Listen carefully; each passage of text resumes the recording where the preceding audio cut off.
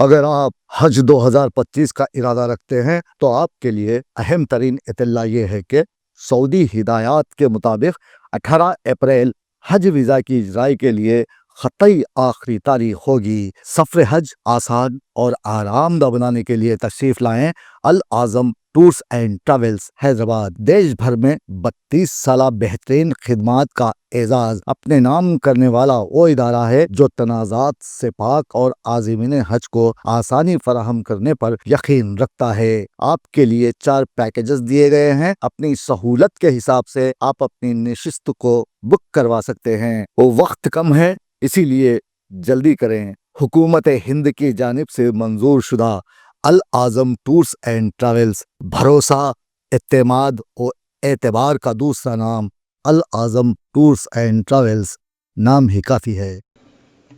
श्री सुश्री इकरा Chaudhary 2 minute में अपनी बात कह दें। माननीय धन्यवाद अध्यक्ष जी। आज मैं 2025 के वित्त विधेयक पर अपने विचार रखने के लिए खड़ी हूँ।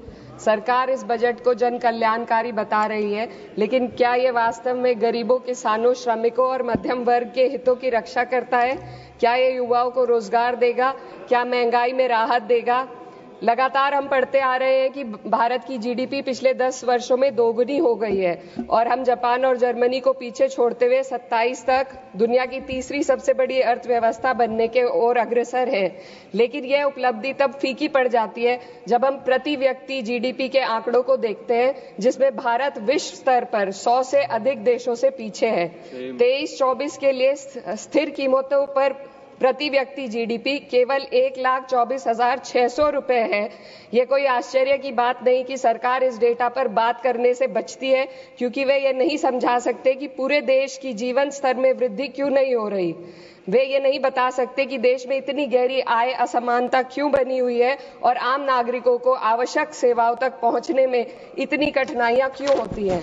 सरकार दावे करती है कि भारत की अर्थव्यवस्था दुनिया में सबसे तेजी से बढ़ रही है, लेकिन इस विकास का लाभ केवल अमीरों को मिल रहा है। आज हमारे देश में शिक्षित युवा नौकरी की तलाश में दर दर भटक रहा है। सरकारी नौकरियों में लाखों पद खाली पड़े हैं, लेकिन भर्ती नहीं हो रही।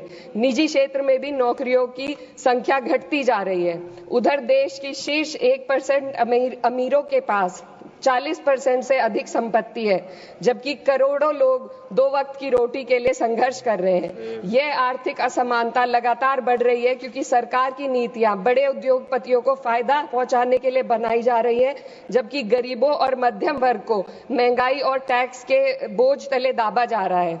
जब यह सरकार सत्ता में आई थी तब $1 लगभग 60 रुपए के बराबर था और आज 83 तक पहुंच गया है। Sir 2 minute. रुपए की इस गिरावट का सीधा असर आम जनता पर पड़ता है। इस सरकार की मौजूदा वित्तीय नीतियां पूरी तरीके से अमीरों के पक्ष में झुकी हुई है। भारत एक समाजवादी देश है जहां सरकार का कर्तव्य है कि शिक्षा, स्वास्थ्य, यातायात जैसी बुनियादी सुविधाओं का लाभ अपने नागरिकों को पहुंचाए और उन्हें समान अवसर और सुरक्षा दे। भारत के सरकारी स्कूलों और अस्पताल की हालात लगातार बद से बदतर होते जा रहे हैं। सर बस किसानों पर अपनी बात रखना चाहती हूँ। हमारा देश तब तक सशक्त नहीं हो सकता जब तक हमारे किसानों को उनका हक नहीं मिलता। 2023-24 में भारत की 46% श्रमिक आबादी कृषि क्षेत्र में कार्यरत थी, फिर भी इस क्षेत्र को नजरअंदाज किया जा रहा है। सरकार किसानों की आय दुगनी करने का वादा करती है, लेकिन असलियत यह है कि खेती की लागत बढ़ रही है, जबकि किसानों की आमदनी स्थिर बनी हुई है। ट्रैक्टर और हार्वेस्टिंग मशीनों पर 12% जीएसटी में। सर 1 मिनट, सर किसानों का मुद्दा है, बस 1 मिनट सर, खत्म कर लें। हार्वेस्टिंग मशीनों पर 12% जीएसटी से किसानों को परेशानी और बढ़ रही है। यदि सरकार इस बोझ को कम कर दे तो खेती में फायदा होगा। साथ ही साथ प्रधानमंत्री किसान सम्मान निधि के तहत जो मिलने वाली राशि है उसको बढ़ाकर 6,000 से 12,000 कर दे तो किसानों की आय में फायदा होगा।